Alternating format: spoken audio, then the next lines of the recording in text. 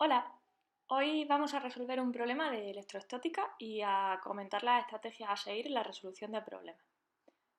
Bueno, tenemos una esfera conductora de radio R que tiene una densidad superficial de carga sigma de 8,85 por 10 a la menos 7 coulombios por metro cuadrado y el campo eléctrico producido por la esfera en un punto situado a 2 metros por encima de la superficie tiene un valor E sub R de 3,6 por 10 a la cuarta newton partido coulombio. ¿Cuál es el radio de la esfera? Lo primero es leer detenidamente el enunciado. Tenemos una esfera conductora de radio R, cargada con una densidad de carga sigma. Da en el campo situado a 2 metros de la superficie de la esfera, es decir, a una distancia del centro de la esfera de R más 2.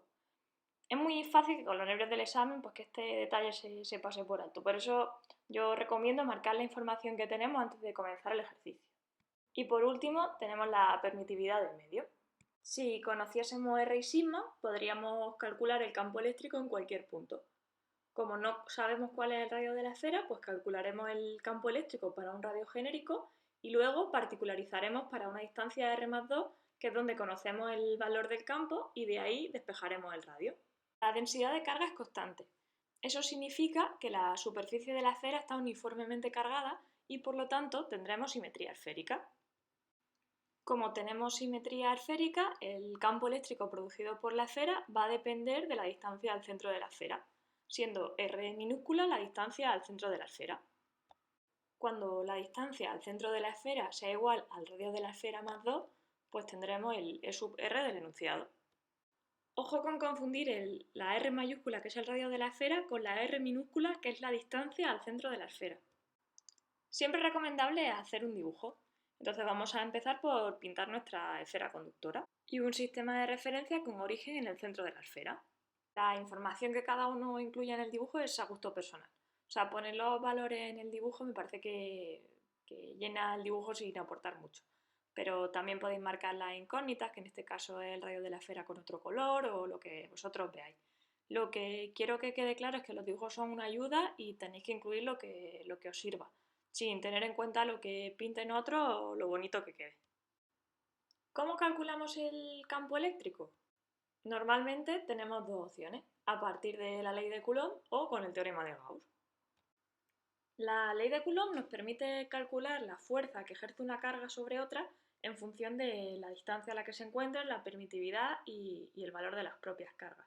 ¿Y qué es el campo eléctrico? Pues es la fuerza por unidad de carga. Es decir, la fuerza que ejercería sobre un coulomb el conductor que estamos estudiando. En este caso, por ser una distribución continua, habría que sumar la fuerza ejercida por todos los puntos de la esfera mediante integración.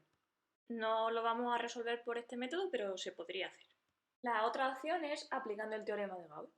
El teorema de Gauss nos dice que el flujo del campo eléctrico a través de una superficie cerrada es igual a la carga contenida en su interior dividida entre la permitividad. ¿Cuándo vamos a utilizar el teorema de Gauss? Pues cuando tengamos simetría, esférica, cilíndrica o plana. Las superficies gaussianas en realidad no existen. Las podemos definir como nosotros queramos, siempre que sea cerrada.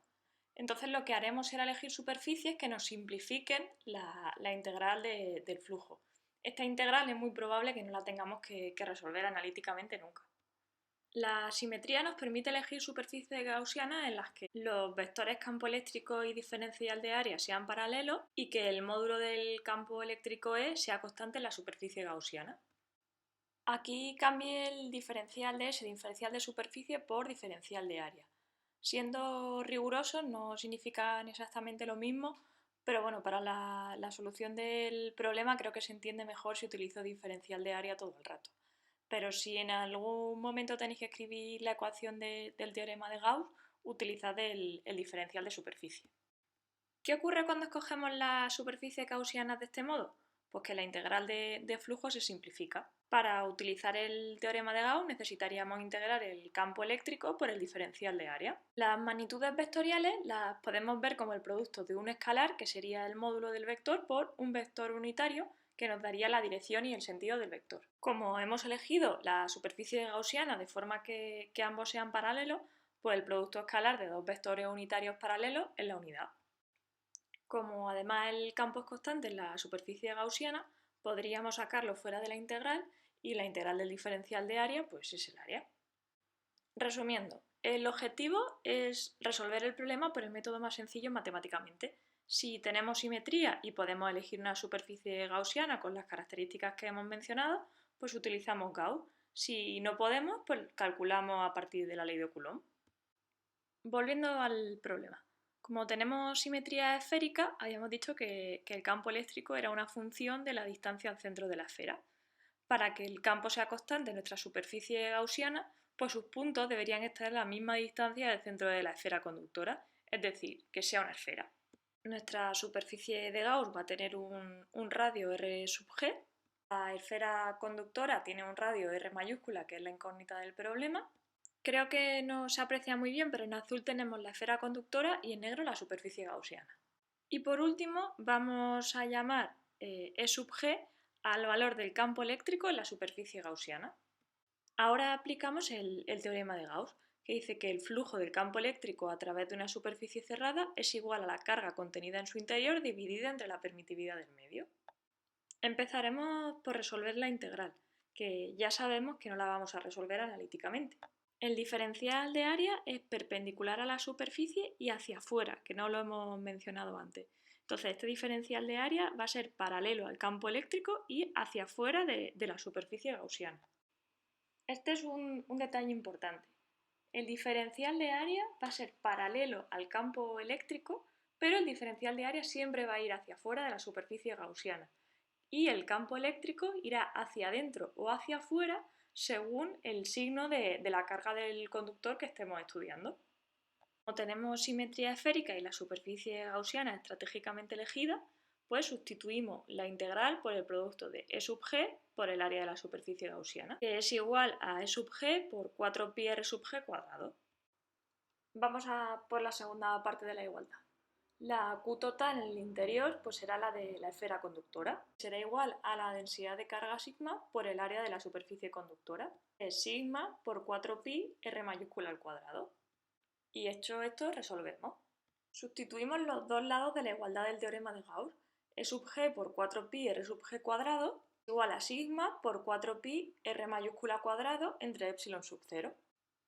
El 4pi se nos va porque lo tenemos a ambos lados de la igualdad y despejando el campo eléctrico nos queda que el campo eléctrico es igual a la densidad de carga por el radio de la esfera conductora entre la distancia al centro de la esfera al cuadrado por la permitividad en el vacío. El enunciado conocemos E sub r, que es igual al campo eléctrico en el radio de la esfera más 2. Sustituyendo en la ecuación anterior llegamos a que E sub r es igual a r cuadrado entre r más 2 al cuadrado por epsilon sub 0. Y el problema ya estaría resuelto. A partir de ahora son solo matemáticas para despejar r. En este caso es todo conocido excepto r. Entonces vamos a transformar la ecuación en un polinomio, puesto que los polinomios son cosas que sabemos resolver. Pasamos el r más 2 cuadrado al otro lado de la igualdad y ponemos todas las constantes conocidas juntas. Aquí quiero hacer una puntualización porque vamos a empezar a meter números en las ecuaciones. Como estamos trabajando con el sistema internacional, pues el radio nos va a salir en metros, pero no está de más comprobarlo. Si en el examen vais mal de tiempo y todos los datos están en sistema internacional, pues dais por hecho que el resultado está en sistema internacional y listo. Como hemos agrupado todas las constantes, vamos a calcular su valor y a comprobar que sea dimensional. A mí me gusta poner todos los valores por un lado y todas las unidades por otro lado, pero como mejor os apañéis. Sustituimos los valores numéricos, E sub r igual a 3,6 por 10 elevado a 4, epsilon sub 0 igual a 8,85 por 10 elevado a menos 12 y sigma que es igual a 8,85 por 10 elevado a menos 7. A continuación ponemos las unidades. E sub r que está en newton partido coulombio, epsilon sub 0 en coulombio cuadrado partido newton metro y sigma que está en coulombio partido metro cuadrado. Pero como está en el denominador, pues lo escribimos como metro cuadrado partido coulombio. Identificando términos en el numerador y en el denominador y comprobamos que queda dimensional. La parte numérica, el 8,85 también se nos va y nos quedaría 3,6 por 10 elevado a 4 menos 12 más 7, es decir, a 3,6 por 10 elevado a menos 1, 0,36. Y a esta constante a la que vamos a llamar k. Sustituimos k y desarrollamos el binomio. K por cuadrado del primero más cuadrado del segundo más 2 veces el primero por el segundo igual a r cuadrado. Pasamos r cuadrado al otro lado de la igualdad restando y agrupamos términos. K menos 1 por r cuadrado más 4k por r más 4k es igual a 0. y obtenemos una ecuación de segundo grado. Sustituimos el valor numérico de k y nos queda que menos 64r cuadrado más 1,44r más 1,44 es igual a 0.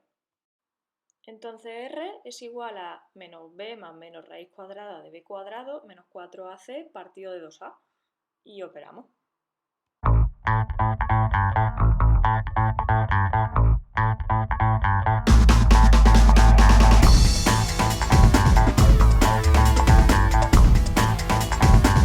Al final llegamos a dos soluciones matemáticas para R, pero una de ellas la descartamos porque carece de sentido físico. No podemos obtener una esfera de radio negativo y ya tendríamos el problema resuelto. El radio de la esfera es de 3 metros.